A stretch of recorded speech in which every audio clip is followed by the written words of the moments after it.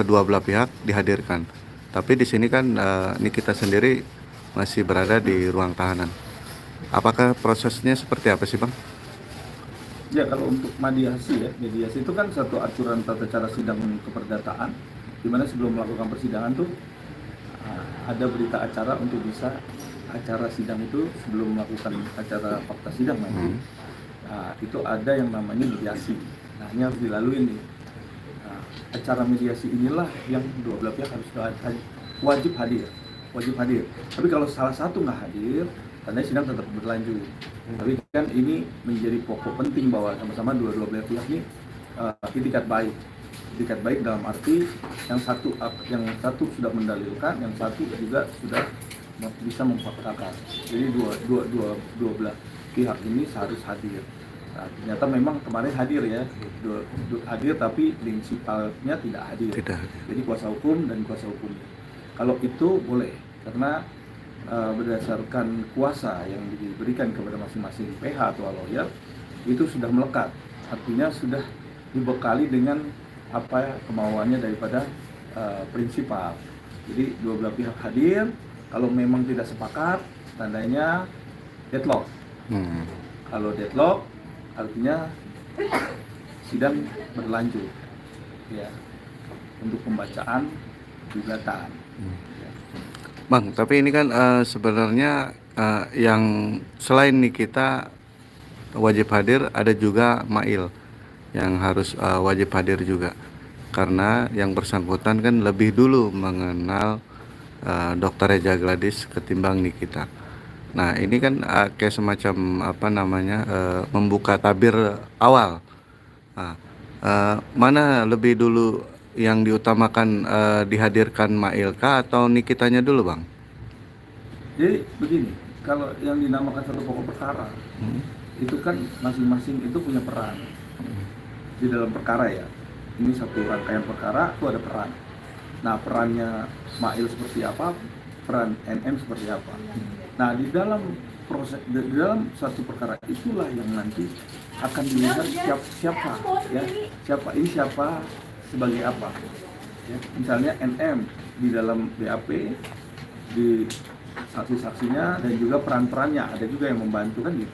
Kalau yang membantunya adalah misalnya di dalam BAP itu adalah Mahil, tentunya Mahil itu adalah ikut serta di dalam proses adanya proses dugaan tindak pidana itu. Jadi bukan pokok. Kalau pokoknya NM, tentunya NM lah yang akan melakukan yang harus dibacakan gugatannya terhadap masing-masing. Nah, baru gugatan yang lainnya kan. Karena ketika itu menurut masing-masing tim kuasa hukum, bahwasanya Mail inilah yang berperan sebenarnya atas adil-adilan kesepakatan sebuah perjanjian. Nah, ini menyikapinya seperti apa, Bang? Jadi kalau bicara berperan itu tandanya dia yang melakukan satu perbuatan untuk menggolkan atau mensukseskan sesuatu tindak pidana kan gitu. Itu kan namanya peran. Ya. Nah, kalau nanti perannya itu dilihat dia yang menentukan, tentunya ini bisa dikatakan bahwa dia bukan lagi sebagai orang yang ikut serta, tapi bagian daripada tindak pidana ini kan gitu. Tapi tinggal bagaimana bisa dibuktikan nanti. Kan BAP-nya sudah tergambar, bahkan saksi-saksi. Dan alat buktinya juga sudah disampaikan. Kalau alat buktinya juga kuat, ada perjanjian, di situ tertulis ya, bukan tersirat, artinya tersurat. Nah, ini lebih kita mau lihat lagi seberapa besar surat perjanjian itu kan kalau memang benar ada. Nah, itu nanti coba kita lihat. Mungkin Abang sebagai praktisi hukum melihat nih kasus ini seperti apa, Bang? Artinya dengan one prestasi yang terjadi antara Nikita dan Dr. Tulis itu melihatnya ada celah untuk dia berdamai nggak sih, Bang? Abang mungkin dengan adanya mediasi seperti ini, Bang? Jadi semua masing-masing ya, para pelapor dan terlapor mempunyai persepsi dan keinginan yang sama. Artinya tidak, yang satu ingin melepaskan dari semua tuduhan, yang satunya memang berdasarkan tuduhan itu dia laporkan dengan sangkaan pasal dan bukti-bukti yang sudah disampaikan ke Polda. Itu dua belah pihak. Tapi balik lagi, bagian itu adalah nanti di dalam proses pembuktiannya. Karena di dalam hukum acara pidana dulu, pidana ini sudah dibuktikan di kepolisian jadi tersangka. Itu dulu. Tinggal secara meyakinkan dan kuat akhirnya dilimpahkan tahap 2. Karena itu sudah cukup. Nah itu. Terus ada lagi gugatan perdata. Ya. Kalau gugatan perdata ini gugatan pidana duluan sudah didalilkan, artinya sudah difaktakan di dalam polisian bahwa dia tersangka, ya kan? Tentunya sudah cukup alat buktinya, nggak mungkin polisi mau ragu-ragu lagi untuk atau mungkin salah menilai dalam proses gelar atau apapun, nggak mungkin, karena itu alat bukti itu nggak bisa dihindar. Silahkan dia melakukan pra peradilan kalau memang ada alat buktinya yang nggak bisa dipertanggungjawabkan, gitu. Jadi balik lagi, kalau yang dinamakan sudah tersangka tinggal difaktakan di persidangan. Terus ada lagi gugatan perdata. Buktikan dulu yang namanya perdata. Kan ada kesepakatan. Mana kesepakatannya? Siapa yang hadir? Siapa yang berperan? Buktikan. Kalau memang yang berperan dan semua yang tanda tangan di situ dan hadir pada waktu itu membuat suatu kesepakatan yang didasarkan oleh beberapa klausul dan memang sudah sama-sama terikat dan mengikat, maka ada yang dinamakan fakta superfanda. Superfanda itu fakta di mana dua belah pihak punya hak dan kewajiban. Haknya apa? Kewajibannya apa? Dan semua mematuhi, ya, di dalam fakta tadi, di dalam perjanjian tadi. Itu dinamakan suatu prestasi. Begitu dia lalai, dia tidak menjalankan, semua pada sepakat terus akhirnya tidak menjalankan, itu dinamakan kontestasi, ingkar terhadap janji yang sudah disepakati dituangkan di dalam satu bentuk perjanjian, bahkan juga ada saksi. Oh, itu artinya ada acuan juga nggak sih Bang untuk perdata itu, artinya untuk misalnya ingkrah dari putusan pidananya gitu, itu menjadi acuan untuk bisa digugat di perdata gitu Bang misalnya? Iya, jadi kalau bicara ingkrah itu kan suatu putusan yang sudah mempunyai kekuatan hukum tetap. Itu ingkrah di dalam putusan perdata. Artinya kalau memang sudah dia menyatakan apa yang menjadi gugatannya itu dikabulkan oleh majelis, ya itu ingkrah. Tandanya semua itu yang gugatan pidana ini bisa diupayakan untuk dilunturkan oleh gugatan perdata kalau itu memang benar. Makanya ini kan upaya hukum. Karena dimanapun juga orang mencari celah hukum dengan cara apapun, yang penting ini bisa berjalan. Bang, kata perjanjian itu kan masing-masing pihak itu mengatakan perjanjian itu harus berbentuk tertulis, dan pihak yang lain mengatakan perjanjian itu bisa berbentuk tidak tertulis melalui lisan. Itu gimana Bang? Ya, kalau bentuk perjanjian itu tidak tertulis, maka harus benar-benar formil.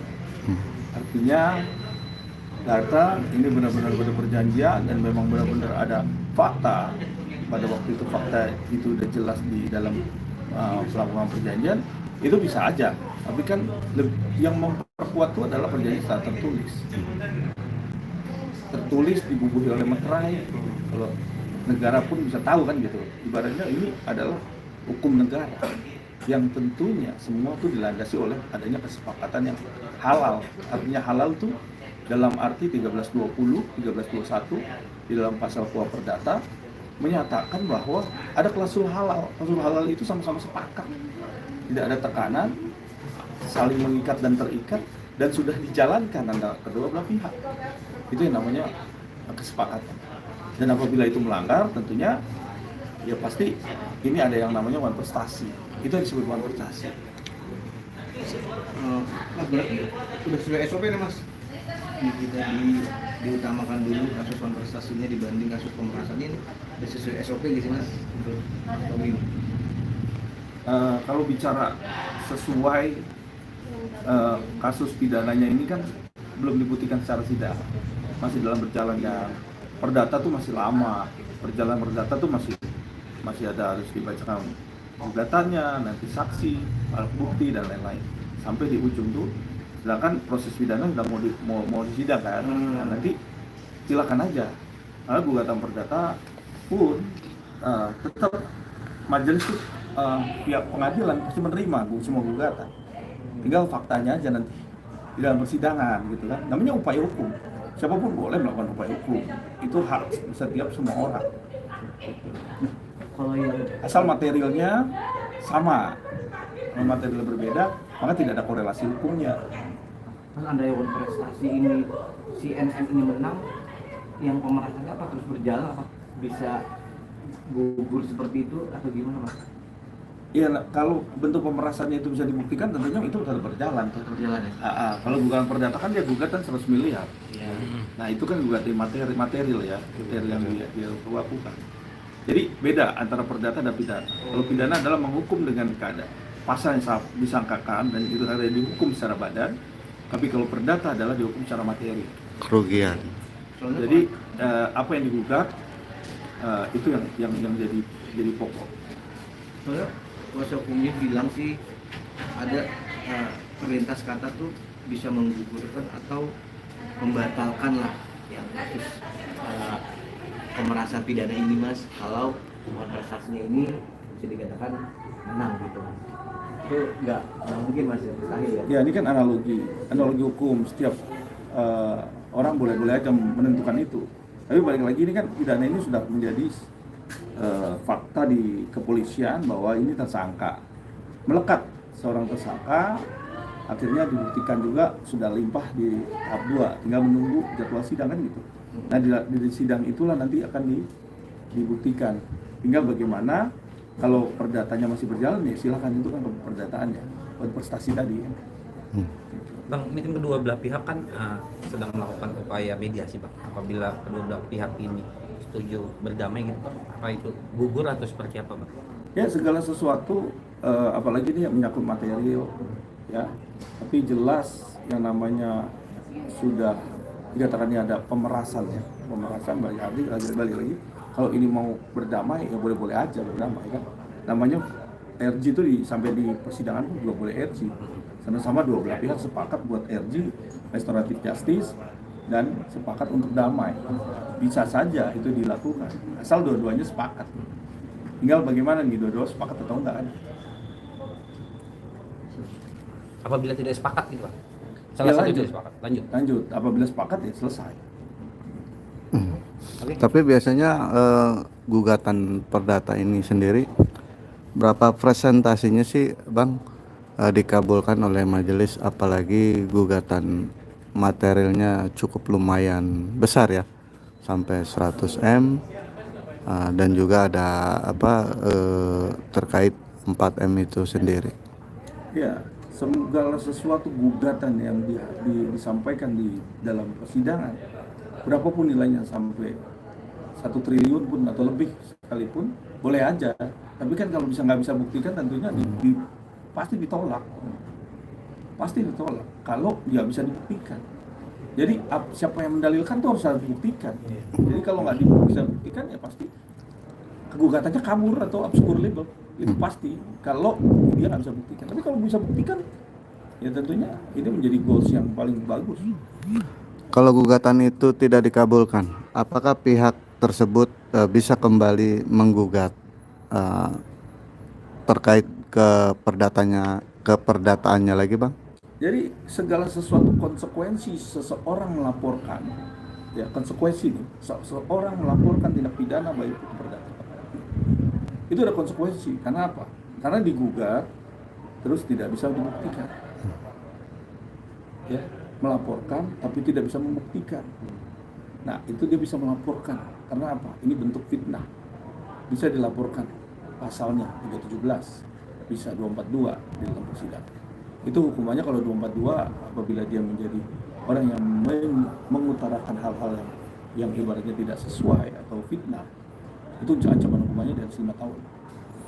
Enggak, maksudnya gini, ketika Nikita ini menggugat keperdataannya tapi tidak dikabulkan oleh ketua majelis atau majelis, apakah dia bisa menggugat kembali gugatan perdata, misalnya upaya apa gitu, Bang? Ya tergantung, kalau materialnya bisa digugat ya dan bisa alat buktinya cukup untuk bisa menggugat kembali ya boleh. Boleh, Bang. Nah, Jadi setiap orang melaporkan itu kan ada konsekuensi. Terus yang kedua bisa menggugat juga. Kalau memang itu juga ada faktor-faktor ataupun alat-alat bukti yang bisa kita sampaikan bisa digugat kembali. Kan gugatannya adalah kontestasi. Ya. Kalau mau gugat lagi, gugatannya apa? Gitu. Hanya beda dari gugatannya Harus- aja ya. Harus sesuai dengan pokok materinya yang digugat. Hmm. Oke. Tapi abang melihat ini nggak sih bang, artinya pengancaman itu ada instrumen sereanya gitu bang, tindak kejahatannya seperti apa? Ya kalau bicara mens rea, ini kan ada ancaman, terus ada pemerasan, ya kan? Iya. Terus ada bentuk-bentuk permufakatan. Nah itu mens rea itu kan dibuktikan dengan penyidik yang tahu bagaimana kronologis peristiwa kejadian, mulai dari tempat kejadian perkara, terus menggunakan apa pada waktu itu, di mana, terus oleh siapa saja.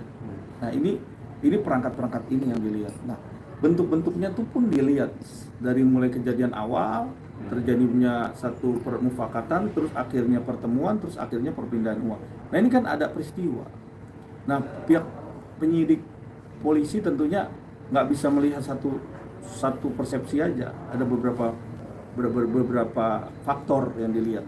Jadi nggak bisa cuma bawa oh ini bentuk bukan bentuk pemerasan, nggak bisa. Karena bentuk pemerasan itu dilihat dari tadi mens rea. Nah bagaimana orang ini melakukannya?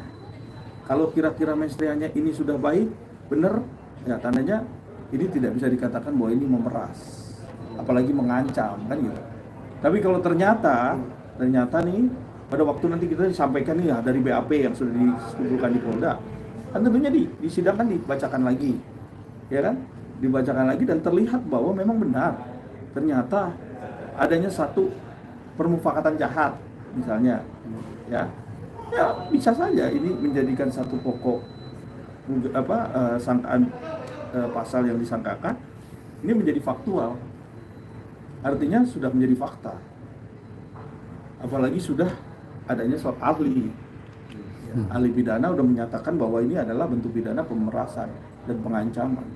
Nah, tinggal kita kalau bisa dibuktikan silakan buktikan dengan dalil-dalil dan fakta-fakta bukti otentik dan lain-lain yang bisa menentukan itu.